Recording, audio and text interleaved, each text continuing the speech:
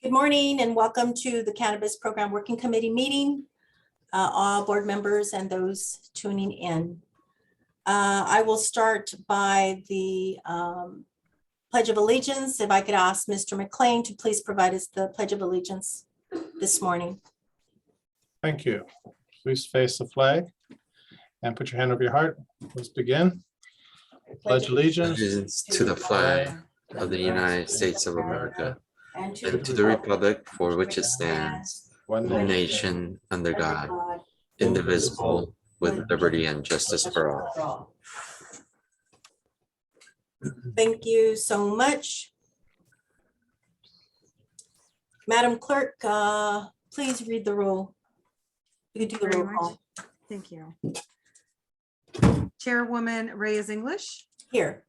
City Manager Norris, Present. City Attorney Kim, Here, Committee Member McLean, Present. Committee Member Craig. Present. Thank you. And just a little housekeeping before we go on to the oral communications. Just a little housekeeping. Please address the chair. Please raise your hand to be recognized. And those that are on the board should be the only ones I'm seeing on the screen, including consultant and city clerk. Okay. City clerk, please read guidelines for oral communications.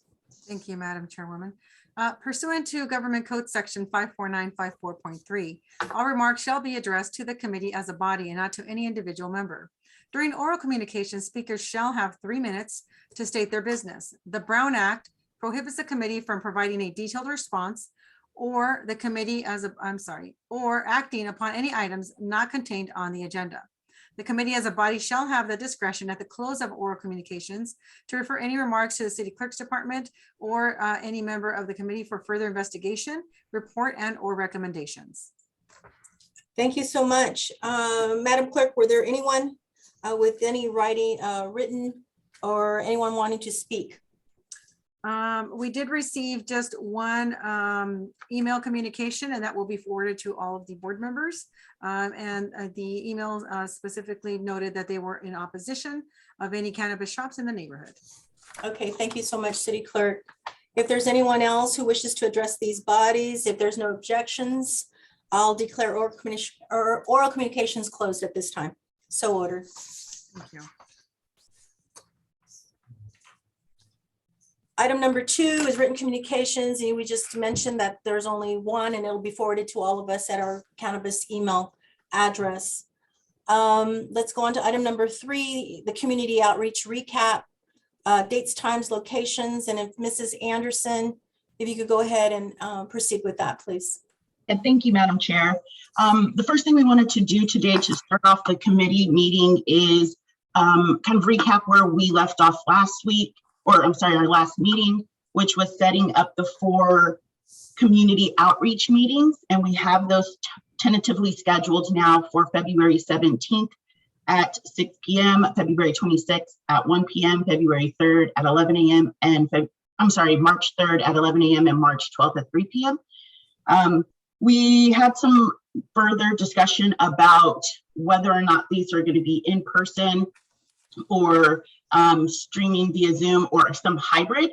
And I think we needed just some clarification on that process and what that would look like with COVID protocols and the number of attendants. So that was the first thing we wanted to talk about today, is how we are going to present and what format for each of the specific dates.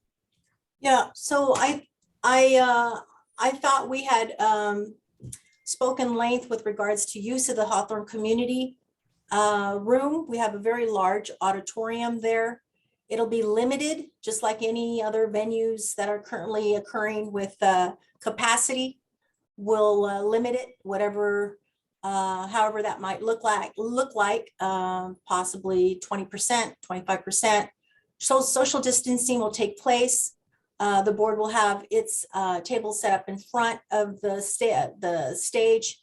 There's also space on top where the consultants, yourself, and your staff could sit. However, we did want to provide public comment and have, that readily available in person. And then we also discuss Zooming, and not Zooming, but somehow Channel 22 or somehow, how would you call it?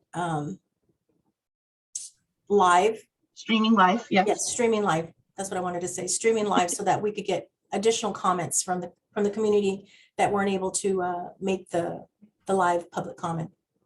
So I think that's where we may have had, or maybe some misunderstanding on our part with that all of the meetings were going to be in person. So if that's the case, then I think we should take a look at maybe if we're going to do them all in person and stream them. My recommendation is that we keep it to the 3 meetings and maybe strike that first one, because I think we're going to need some time to prepare everybody for in person, and also being able to stream and then also do full public comment. So my recommendation is that either we add another date in March or that we eliminate the February 17th. And so I wanted to talk to the committee about that. Chair. Vaughn, go ahead. Good morning, Chairwoman, committee members. Regarding the first date, February 17th, after working with staff at the Community Services Department, there is a prior reservation for an all-day event. So just wanted to make the committee aware of that. We can move some things around if needed.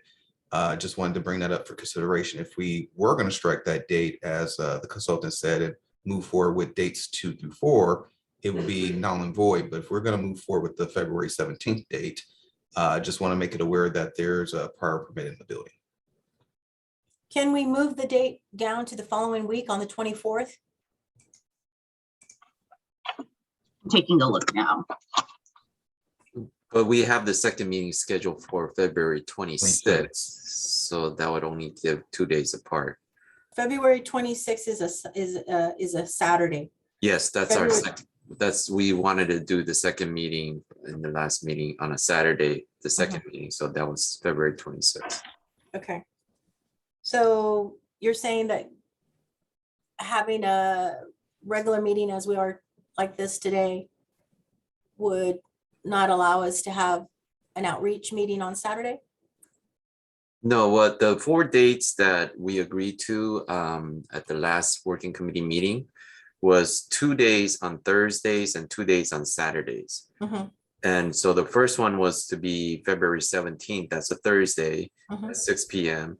The second one was the 26th on a Saturday at 1 p.m. Third was March 3rd, that's a Thursday at 10 a.m. And then the last was March 12th, that's a Saturday at 3 p.m. So if we're going to, it sounds like February 17th, the consultants are requesting that be delayed.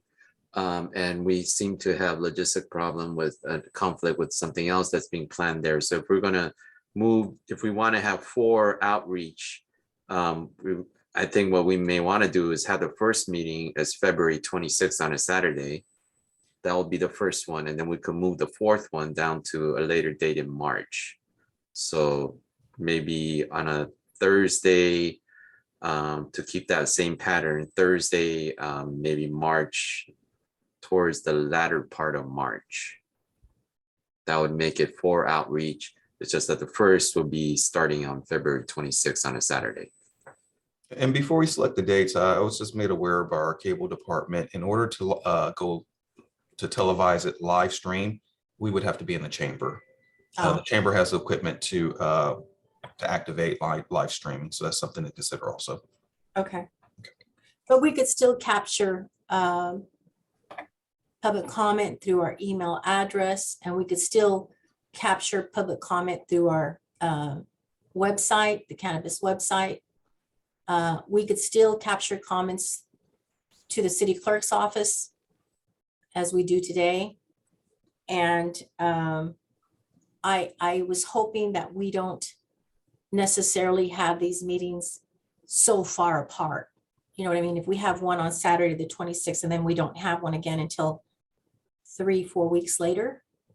No, so if we cancel the first one, which was scheduled for February 17th, the Right. first meeting will be February 26th. Right. And the second meeting will be March 3rd, which is only like a week apart. Okay, yeah, that's what I had. I had February 26th, then I had March 3rd, and then there was one on March the 12th. 12th. Yes. So we would need to add another one, maybe March, that would have to be a Thursday. So March, wait a second, Maybe the 31st. or 24th or 31st would be the dates that we're looking at. Was that our meeting date or no, the 31st? When's our meeting in March? March, The 10th and the 24th? well, I'm sorry, hold on. I'm sorry. It would be, yeah, 24th or 31st. Our meeting would be second on the 24th Okay, at 11. so maybe the 31st? 31st is an option. That may be a holiday. Cesar Chavez Day is 31st. And we're not open, right? No, we would not be open that day.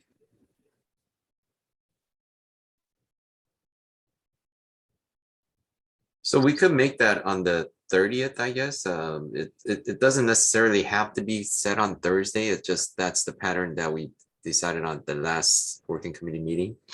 Okay, so how about Thursday then? Wednesday, the 30th. And that'll be fine.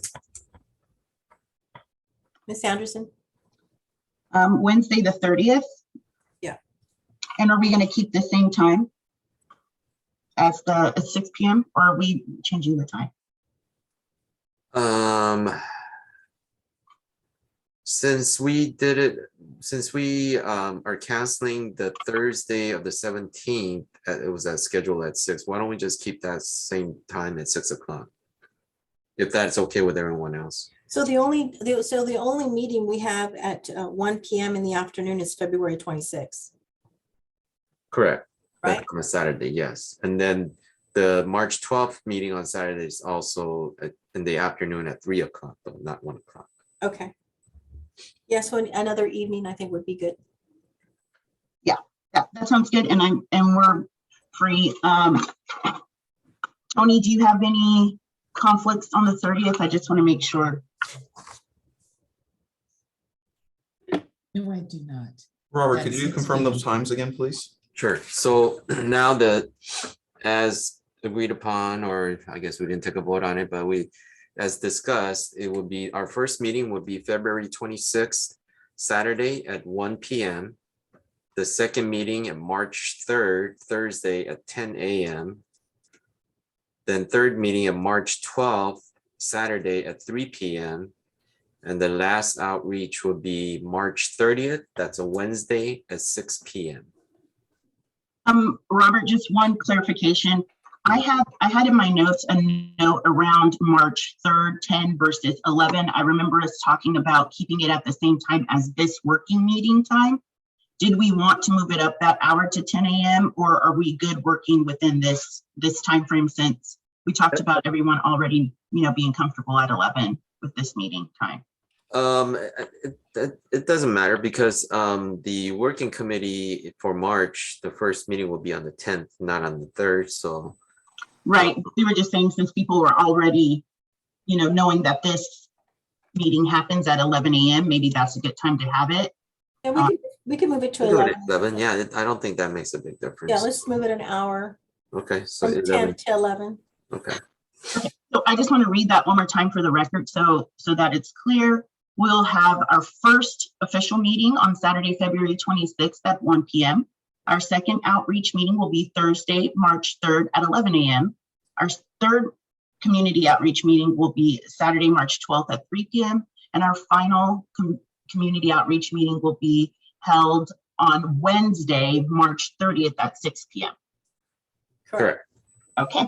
And real quick, Mr. Norris, please work with the Community Development Department over at Rec and Parks to secure all the dates and times and not to have any conflicts moving forward after today, okay? Got it. Thank you. Can I get a motion? I move to schedule the outreach on those 4 dates that we just said it. Okay, I'll second. second. Roll call. Just to make sure, Mr. McLean, you seconded, correct? Yes. Okay, terrific. Thank you. I want to make sure I got that properly recorded. Thank you. With that, Chairperson Maria's English, Yes. City Manager Norris, Yes. City Attorney Kim, Yes. Commissioner McLean, Yes. and Commissioner Craig. Yes. Thank you. Thank you. Moving on to item number 4 is the workshop logistics, discussion of topics to be covered on presenters, city departments, agencies, etc. Noticing requests from city attorney's office as well. Wait, before that, there's, I think on the agenda number 3, we have a new email address. Was that to be discussed as well? Yes, I wanted to just make sure that we state the new email address into the record and make sure that we have that noted for the public. Yes. That was created for all of us to have access to look at. And so that was created, and I think it was just done this week, if I'm correct. And so it's not here, but I was gonna mention that at the end of our remarks. Since we have it on the agenda, I believe the email address will be cannabis@cityofhawthorne.org. So That is those of correct. you who are Yeah. observing, the email address that has been set up now for public comments for members to see is cannabis@cityofhawthorne.org. For the public, due to the fact that all members and the consultants will have access to this email, we cannot discuss or respond with an item that will be on the agenda or future agenda, because that would violate the Brown Act. Great, thank you for that. I'm sure we're all aware of that.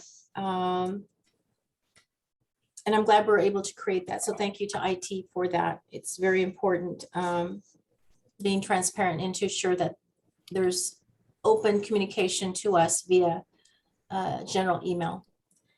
And I just wanted to, oh, Madam Chair, if I may. I can't see, okay. Ebony, It's me. yeah, you might, if you could raise your hand, if we could Oh, sorry. have, so I could know who's on first. Thank you. Go ahead. Okay, thank you. I just wanted to make sure that we noted that the email address will be available and we will post it on the city's cannabis page once developed. And all of the public will have access to submit any questions or comments. But as Robert mentioned, we won't be able to discuss anything related to anything that's agendized. And also all formal communication will happen via the email. So I just wanted to make sure that we put that on the record, that no outside or external communications will happen with staff, city staff, or our consulting firm. Correct. Yes. You want to go ahead, Ms. Anderson, with regards to the workshop logistics? Absolutely. We made some great progress last week. We also went over some of the things that we wanted to see, or some of the information that we wanted to gather from the community. So I wanted to just take a moment to run through some of the highlights of the workshop, and then also get any feedback from the community on any topics that we have maybe missed or that you would like to dig deeper into. So we are going to do an overview of the current regulations. We've had some changes over the years, as we all know. So we are going to do a brief overview of what the regulatory framework looks like for commercial cannabis in California. We'll discuss the various types of activities that happen under the commercial cannabis operation umbrella. And then we'll go over some operational standards and best practices. We will also delve into licensing types and the specific or previous agencies that regulated them. I guess they're now departments, but we're going to cover all of those: cultivation, manufacturing, distribution, retail, and what those specific state licenses are and what they permit. And then we are going to do a very robust question and answer section and myth busters. And so this is a time when we talk about all of the community concerns, including security, zoning, site locations, design standards, and other concerns of the community. Okay. And so if there were any specific things that we think as a committee that we should cover or any topics, I also wanted to open it up to our email address to allow any of the public to submit some ideas or things that they are interested in us covering. We do plan to have a pretty good discussion on security and also some of the current conditions for operators, as well as have public safety. Obviously, that's a major concern, so we will be working with the police department to cover that as well. But if there's anything else, we would definitely like to add it to our workshop overview. Yeah, so not trying to reinvent anything here, reinvent the wheel. I'm assuming from other practices or other outreach that you've done on other cities that you've managed, correct? Yes. Okay, so I like the overview of the regulations. Obviously, you know, how we got here, right? Right. How we're going to be forming this committee. We have a consultant, how we're going to be forming another committee. However, everything that we're going to be discussing from, you know, ordinances to, you know, zoning to what types of licensing, et cetera. And I think that's important. I think just having the licensing that the city council agreed to is important. And then I think we should also make a priority as to the licensing of permits for retail now, and then ultimately everything else, including everything else, but the consumption lounges can be always a focus later. Okay. But go ahead, Mr. Kim. Yes, thank you. I just wanted Ebony and Tony to, when you're dealing with regulations, I would want a clear understanding for the community that based on certain comments that we've been hearing, that because of the election ballot measure that was passed overwhelmingly by the residents of the city, that's the reason why we are doing this, and that because there have been, including, I guess, a comment that was sent in. So I just want during the workshop to make it clear to the community, this is something that was voted on and that the city has to implement these programs. Absolutely. Thank you, Robert.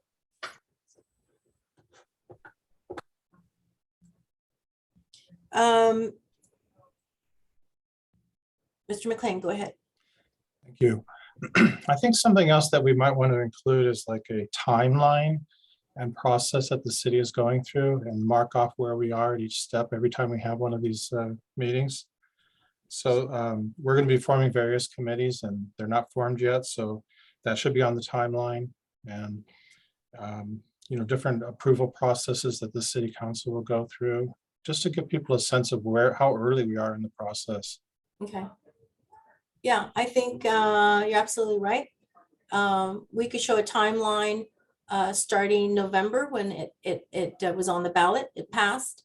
The next step, the council's movement with regards to approval and implementation, to the selection of consultant, to the outreach, and where we are with regards to a wide outreach to assure we have community input and community participation. And then I think we just need to really emphasize what these licenses look like. Ms. Anderson, with regards to the requirements that they would be placed with, you know, high security, cameras, you know, what those look like. And we've had an opportunity, if not most of us, here at City Hall to visit some of these retail businesses. And so we came away with a lot of great ideas, a lot of language, a lot of things that would we would ultimately implement, and more. And these are again from experiences that we took upon ourselves to go seek it as far as information, educate ourselves. And so we also partnered with West Hollywood and spoke with their leadership over there on how they implemented and how they did their cannabis program. And so we have a lot of information that has been coming back and forth from city departments in the city of West Hollywoods and others. So all of that is great information, all very important information. Absolutely. And I think that to Greg's point, I think having a timeline of where we started and where we're going is going to be really helpful. So maybe we can work with planning on help developing those visuals as well. Right. Yes. And we do have some other visuals that I think will help the community really see, to your point, what the facilities actually look like today under current regulations. Right. Okay, so if that, if there are any other comments or any other suggestions for the workshop, you can also submit them to the Cannabis at City of Hawthorne address, and we can move on to the next agenda item if you're ready, Madam Chair. Yes. I just want to looking over my notes just to make sure I didn't leave anything else out. Okay, so item number 5 is the ordinance preparation, and there's a lot of comments I'm going to be providing there as well, but I want to go ahead and give that to you, Ms. Anderson, so please go ahead. Yes, we have started at your direction last meeting, we have started pulling the model ordinance. We are using West Hollywood as a model, really digging deep into their process and also their ordinance requirements and application requirements to provide some feedback at within our next couple of working meetings. So we will have some suggestions on that soon. But I did want to go through and make sure that we are pulling out some of the highlights and things that I know will be hot topics for us to discuss. But I also wanted to bring it back to the committee to see if there was anything in particular from West Hollywood that you would be interested in hearing more about or revising or making sure that we addressed. I know they are one of few cities that actually have regulations already in place for consumption lounges. Yep. So we're really looking at that for the consumption portion. But as you instructed, Madam Chair, we are focusing on retail first. So we'll be able to bring back a sample ordinance or at least some highlights from what could be our baseline ordinance so that we can work them through the committee. But I did want to make sure we're focused. So I wanted to bring it back to the group. Yeah, great. First and foremost, I think we need to provide a ordinance, a municipal code section that reads basically such as, and if you want to take notes, go ahead. It would read something like Hawthorne cannabis licenses are only valid for individuals that will be named on the screening application and license and are not assigned to any other operator. City of Hawthorne Municipal Code section, and we'll note that section, municipal code, says that any assignment of Hawthorne City cannabis business license or attempts to sell or assign a license renders the license null and void.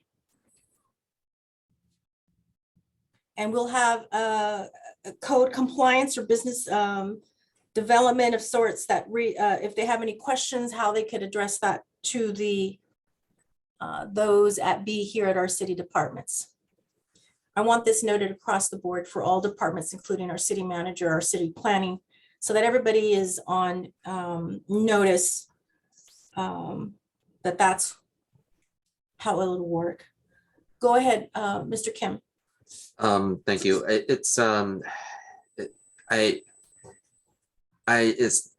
I'm not disagreeing. It's just that I think if there is to be a transfer of the license at once it's issued, the ordinance may want to set certain timeline that the applicant must operate for a certain number of years. But however, we may want to allow transferability of the license if approved by, at that point, either the licensing committee or the oversight committee or by council. It's a recommendation through council, but instead of forever precluding any type of assignment, I think we may want to leave some little bit of opening and flexibility, but give it some strict guidelines in terms of how many years the applicant would have to stay in operation, and an approval process for whatever the assignment may be. So just my thought. But I think we're going to work out the details on these on the model ordinance. If we're going to frame it with West Hollywood, I request that, Ebony or Tony, if we can get like a little presentation, PowerPoint presentation at the upcoming one of the meetings to give us a overview of what is in the West Hollywood ordinance, so we know what we can what we can start off with. I would request that. Yeah. I Sure. also have the contact that we're working with, so we could always get that. And I would be careful with regards to even a slight opening of allowability. From experiences and things that have occurred in the past, from cannabis programs that have been in operation since 2016 to current, to those that have had experiences and those that have had lawsuits and things like this. I want to be able to stay on one accord. And what I mean by that is I don't want flip-flopping. If we're going to do something, let's stick to that. And if we're going to allow, just like any processes that are made that go before certain boards, right? There's a grievance board. If there's, those processes that are in place, if there is going to be anything like that, I believe it would come to the council. But I do get what you're saying, Mr. Kim. I do. But to have a good cannabis program, this is something, if not the most important part of the ordinance. And that's for the simple purpose of protection and a good business practice, considering similar to, business alcohol license, these types of things the same way, right? So, but I appreciate that. And then we also want to make sure that we're creating a clear definition of, say, for instance, we have a teen center here. We have, some confusion, from what I understand, what is defined as a youth center. We're going to look at that clear definition. Obviously the zoning is going to be something we're going to rely on Mr. McLean and his staff to provide us guidance in that. Both industrial, commercial zones. As I made mention, the priority is the retail portion of that, the consumption licenses, and those, prior to those of retail for now, and then obviously lounges later. And I did see in West Hollywood how they were retail and then they pulled lounge license, right, after being established for a period of time.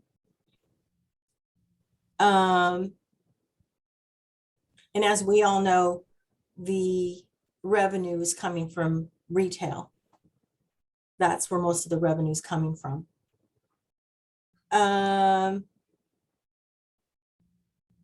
We do need to look at our city maps. So Greg, if we have something fresh, uh, that we could create or already have and just pass along to the board and to Ms. Anderson and her team Sure. to show our city radius and where everyone is located, industrial, business, and those alike. That's important.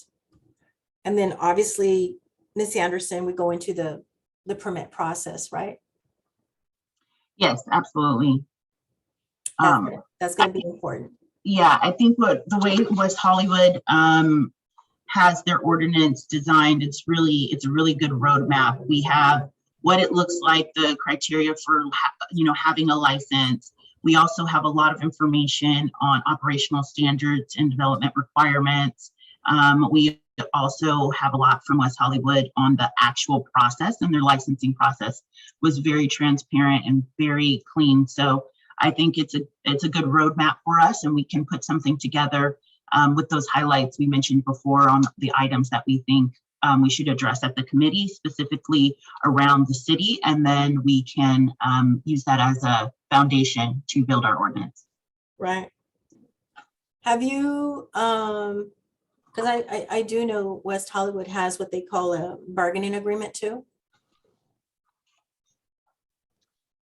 I don't have, Tony, maybe you're familiar with that. I don't have the sample of the bargaining agreement with me.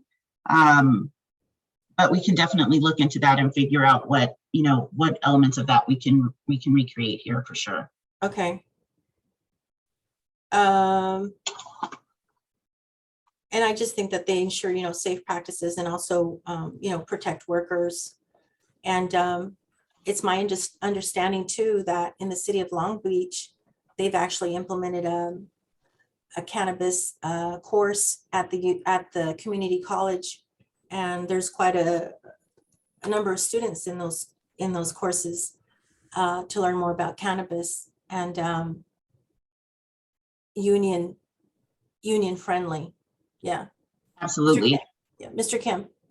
Yeah, I just want to add that when we took a tour of the dispensaries in West Hollywood and spoke to the city official from West Hollywood, and I forget her name. It's informally she mentioned that we're welcome to copy their ordinance, so we don't need to worry about plagiarism or anything like that. So Right. I just want it was unofficial, but I just want to throw that out there. We could copy it. Yeah, Jackie Rocco, very helpful, Public Works, and she was part of the start of that cannabis program way back in 2016. So they're ahead of the game, and they're doing really well. In the ordinance preparation, there's also the permit process, and we talked about merit base. We talked about additional points with regards to operators and again, the collective bargaining unions. We talked about that. We talked about, safe practices, worker protection. We talked a little bit of social equity and what that looks like. We just need to get to how much in licensing to be with regards to retail, cultivation. What was it? Retail, cultivation, manufacturing, Distribution. Go ahead. Delivery or transportation? Distribution, testing, and then the consumption lounges. So that's a question we have right now at the state level. We have two different retail licenses, right? We have our brick and mortar that also at the state level includes delivery. And then we also have a separate non-storefront retail, AKA delivery. So we have both of those allowed uses, yes. Right. And then under distribution, we kind of just look at more so first and third party distribution. Are you distributing your own product? Or are you distributing for someone else? And then our consumption lounge here, we would have to determine, if that is a separate umbrella on-site consumption or some type of consumption license, or are we, is it an add-on license that you can add on with a retail license? Those are some of the topics that we will be able to iron out as we develop our model ordinance. Yeah, and I think what we saw, what we I would say prefer was the existing license, existing retail, then ultimately applying for lounge. Right, that totally makes sense. Yeah. And that would work out for your phasing plan as well. Right. This, so how many did we decide? Is there a decision? Did we, because I know we talked about population and size with regards to how we would ultimately come to the number of license for retail.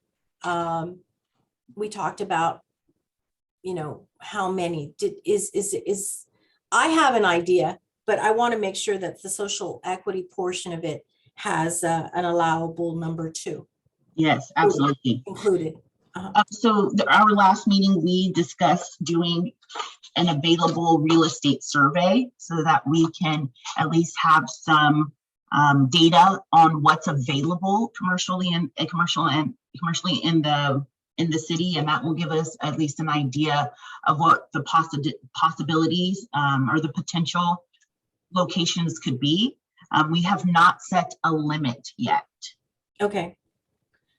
So we might want to wait until we at least have gathered a little bit more information regarding zoning, schools, the definitions of our sensitive uses and what those sensitive uses are going to be before we set a cap, or if you know, if there is some other, you know, reasoning behind a number. I think this is the time to discuss it.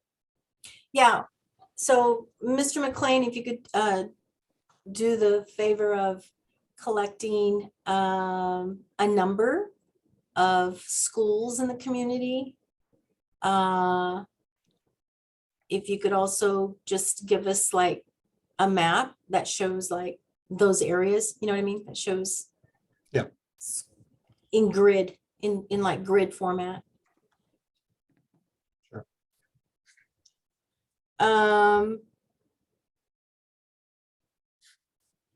I don't know how I, you know, heard this number or how we came to, because we haven't even really had discussions on it, but it sounded like maybe somewhere, I'm sorry, go ahead, Ms. Anderson. I'm sorry, I just wanted to pop in really quick on this. If we could get a map of all the schools in the city, and also if we have any other defined sensitive uses within the existing municipal code, I think that would be a good place for us to start with an overlay of our real estate availability survey, which we're working on now. That would at least give us some concrete data on availability or possibility, and maybe we can work our way from there. I think it's important to have some type of methodology in how we go about this. So if it's size and population, that's one method. Another method would be seeing what's available and where these facilities, or especially for retail, where these retail outlets could serve in the community. So I think there's a number of ways we can do this. Our recommendation was starting with our survey of what's available in the city. Right. Okay, great. Yeah, Yes, Mr. McLean. I think the definition of sensitive uses has changed over the last couple of decades in the code. So I will take a look at that and figure out what our current definition or definitions are, because there may be different ones in different places. And then I'll provide a map and a list of all of those sorted by the various categories. But there will be several, I know. Yeah. We'll take care of that. And just to add the teen center and usually the schools within across the street or a block or so Yeah, schools are always included and We have, daycare centers and things like that. exactly. Yeah. Yeah, you get it. Great. I'm thinking somewhere around 8, with the potential of maybe 2 or so, equity. Again, this is just a number. We want to make sure that we're looking at women-owned, veteran-owned businesses, minority-owned businesses. Again, all of this is important. And then, you know, if for those that are applying that perhaps are not equity friendly, we've already said that we wanted, you know, community benefits, a benefit in the community. I'm going to go with Mr. Craig. Yes, ma'am. Ms. Emerson, I just want to clarify then is if, and this is new to me, so pardon me if it's an ignorant question. So if we were to give you like all the schools, sensitive areas, teen centers, churches and things like that, square footage and what our population is there like a formula then that would kick out kind of like what our range would be for how many facilities? Is that how it kind of works? Is there a formula or an algorithm? Okay, so I think what's going to help us is just to get an idea of where our school community's at, where those sensitive areas are at, right? And then it's going to provide us at some point discussions around zoning. And in that zoning, there will be implementation as to distancing. And I think, Mr. McLean, if you want to add to that, go ahead. Yeah, we have sensitive use buffers in other regards for different things, and different cities I've worked in have different ones. And part of the process will be determining what the buffer will be around the various uses. So I'll look at those and see. I don't know what they are now off the top of my head, but some uses you don't put within a certain distance of these things, and based on the impacts that they may have. So I'll note those as well. Those that we have already, I'll note. I didn't know if you had your hand still up, Ebony, if you took it down, you brought it back up. Yep, I'm here, sorry. Yeah, I just wanted to note that we do have some of the state distancing requirements from schools, 600 feet, that we would have to, at a minimum, meet. So if we wanted to exceed that, or if we had, you know, special zones around maybe elementary schools or anything that differs, those are the things that we would be bringing back to this committee to finalize as we work through the development of our ordinance. Right, and I'm glad you brought that up because we had discussed this previously on using state requirements and mandates to not try and reinvent anything, but going based off of what was the requirements from the state. So that's good too. Mr. Kim? Yes, thank you. I just wanted to add parks as one of the sensitive areas because we don't want retail people to buy and then, you know, go to the park and be hanging out and smoking the stuff. So just add that. And also the number, I think we should also be considerate of too much competition. We want to give the new licensees a chance to succeed. And if we cluster them together, it's, you know, in one area too many, then they're just going to create too much competition between themselves. So I think the zoning, considering the sensitive areas, and to also have a policy of spreading it out as much as possible. Oh, that's going to be a must. Yeah. Mr. Norris? Thank you. Ms. Anderson, this question's for you. We spoke about this before, but if you can give us the industry standard on population of a city versus the number of retail storefronts or businesses that normally takes place in our state? Yeah, I don't think that there is a standard per se, or an algorithm or a methodology that's widely accepted. I think some cities create, you know, kind of create the formula of what they feel is best. I think we can model after LA that has sort of a population-based formula, and there's some others. I think our approach to this needs to be Hawthorne specific. And I know we've talked about this before with the population. You know, we have smaller cities that are incredibly dense in population, and there's not a lot of retail space or I'm sorry, real estate available. So that model doesn't work all the time. Right. So I think we should just keep our options open and not hang our hat on, a specific methodology or formula that was used by another city, perhaps. Mr. McLean. I want to go back to Mr. Kim's comment.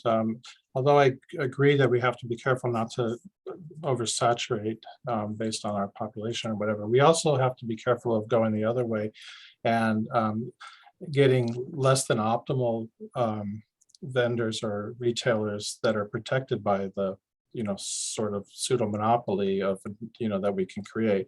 We want to have enough to have competition to drive out the mediocre retailers so that we can have a constant supply of good ones, the best ones. The regulations will help to control, but it won't always control like customer service and other aspects like that. So if we keep the number too low, we'll just protect the not so good businesses. So we want to make sure that we find that magic spot where we aren't too low or not too high.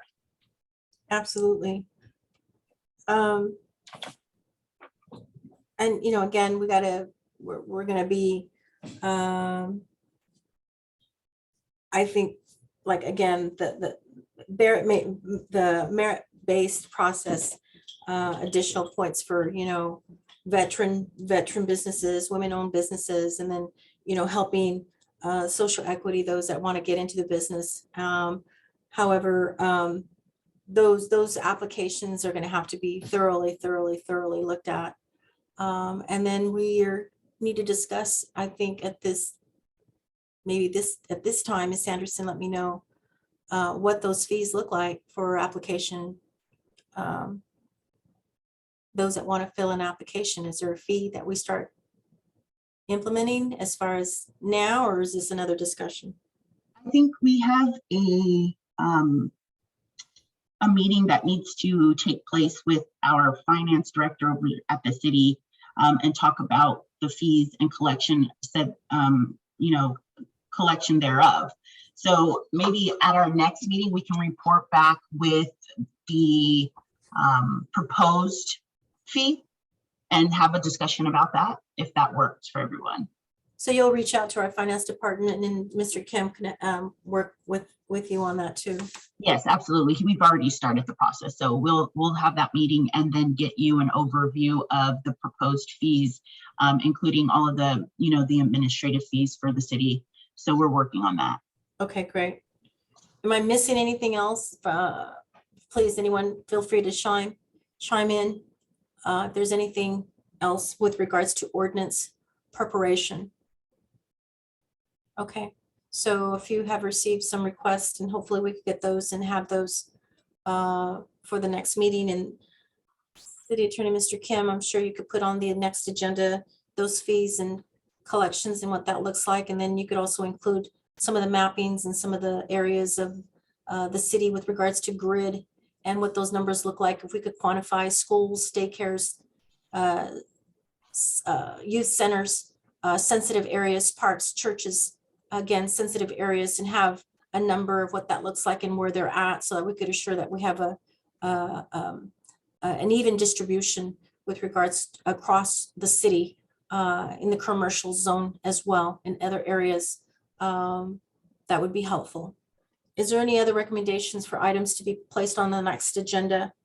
Mr. Norris, Mrs. Anderson? No, thank you. Yes, I have one item for our next agenda that we're speaking of. Yeah, would you like to? Yeah. Have we spoke about establishing on our website most frequent questions asked?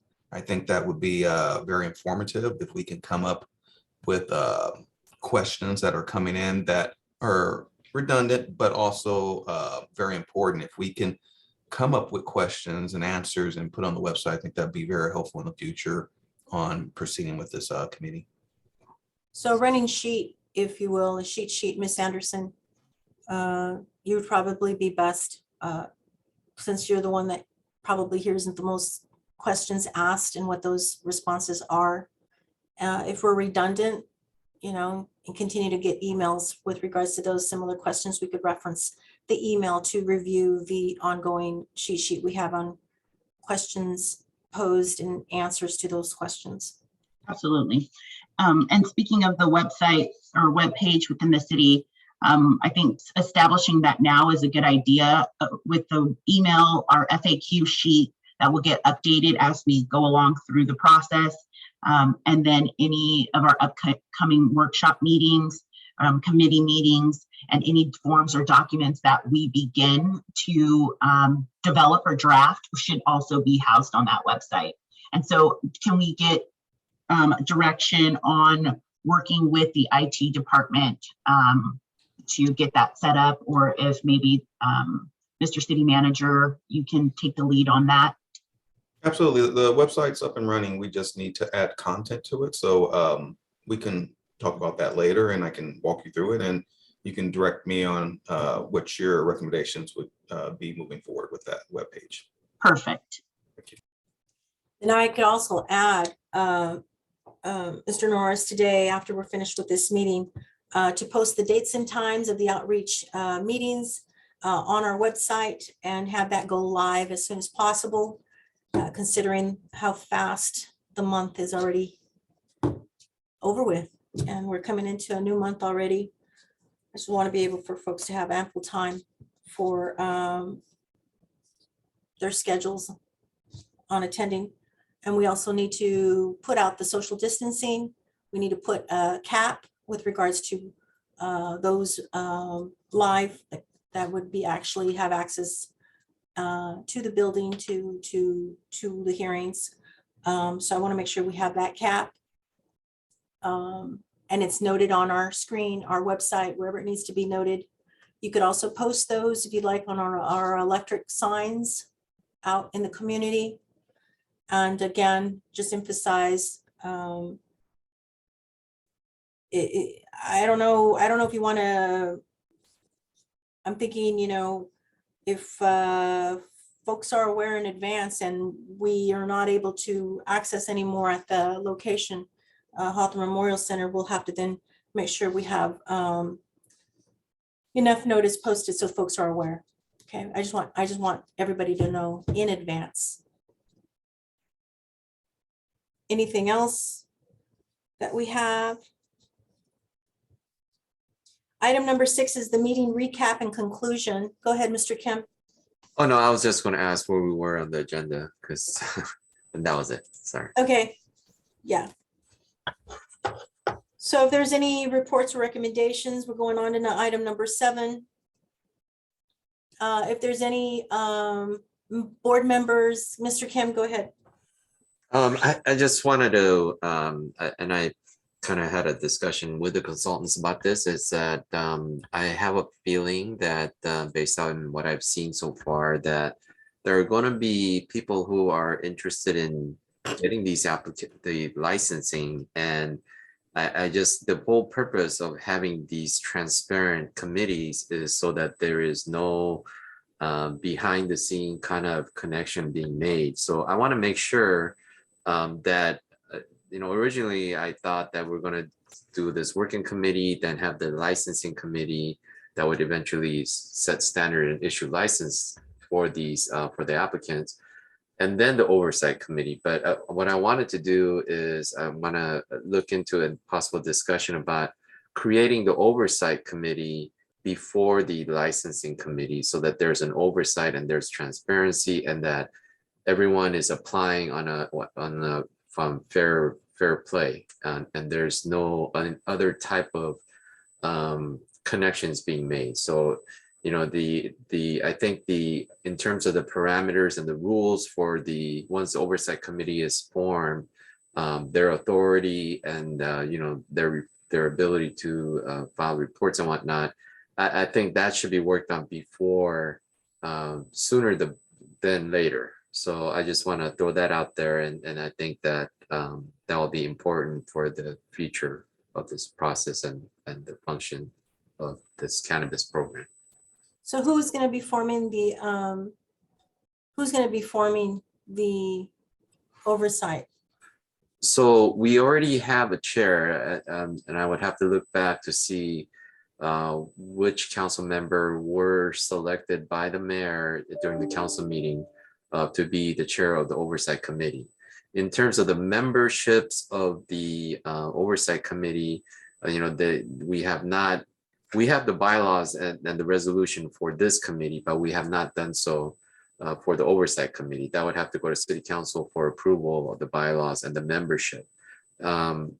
So that could be, we could make that recommendation of how to form the Oversight Committee and the Licensing Committee through this committee. This is the working committee, not only for the formation of the ordinance, but also for the future committees. So we have the chairs already, but in terms of what type of membership that we would want for the Oversight Committee is something that we would discuss here as a working committee and recommend for a resolution to City Council, and the City Council would have the ultimate decision. Right. And just like we did when we brought them the different types of licensing. Yes. That's something we should do, and that's something we should do quickly. So we'll bring the recommendation if we want to go ahead and make a motion and get a second to bring that to the City Council. And then, we just also want to include language that speaks to a fair and equitable board made up of women and men. And we want to make sure that we're getting individuals in the community involved as well. I think we need to ultimately stay clear of commissioners that are already in position, whether they're in planning or other commissions.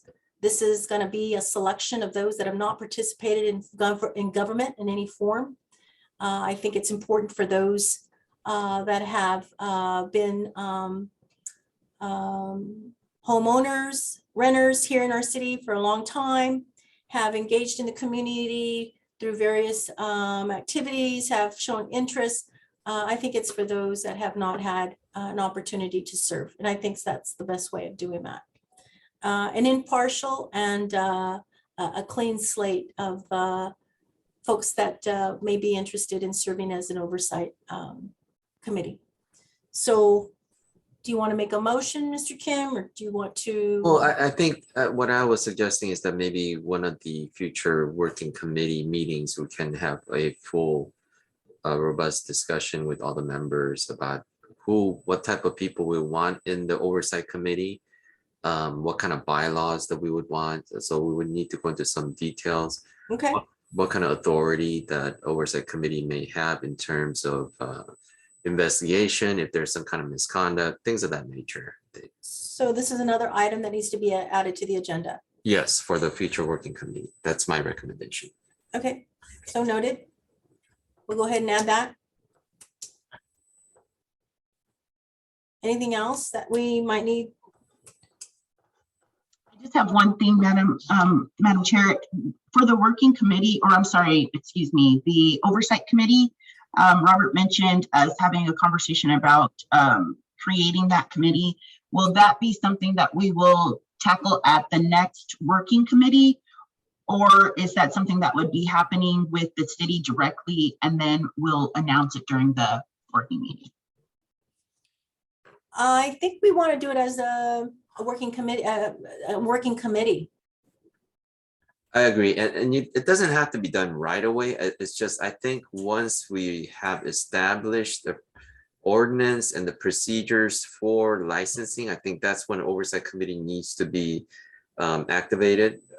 So I think for now we can discuss in a future agenda what type of membership we would want. So things of that nature could be discussed further, but there is no need to come up with a solution for a Oversight Committee, by next meeting or anything. I think, but we should keep in mind that it should be formed before licensing application procedure starts, because I think that's where we're going to have people it may become very competitive, and that may drive people to do certain things and I want it to be transparent. And in case there's any type of misconduct, I want the Oversight Committee to have that authority to look into it. Yeah. I've sat on a couple of boards and I've even implemented an Oversight Committee through the Clean Power Alliance. I was chair of the planning committee for their Oversight Committee, which was a 7-9 board member. And what they're tasked to do is just provide recommendations to the board, the Clean Power Board, on any given subject. And so the Oversight Committee obviously has no voting power. The Oversight Committee just basically provides guidance and direction on best practices and transparency with regards to processes. And so I just want to make sure that folks understand what they're going to be tasked to do. And I think a definition of what an Oversight Committee needs to be defined so that they are aware of that and everyone's aware of what they're tasked to do. Yes, Ms. Anderson? Yeah, I was just going to add to that I think it's important. And Robert, I think this might be for you to vet out exactly how we can, word this properly. But I think West Hollywood is an excellent model on how they prevented the public with communicating with the selection committee. And I think that's a really good model to follow. So we can look into that and send that over as well.